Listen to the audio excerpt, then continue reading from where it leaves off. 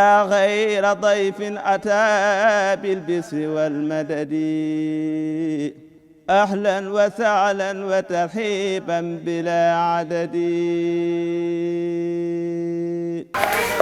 asalaamaaleykum wa rahmatullahi wa barakaatu.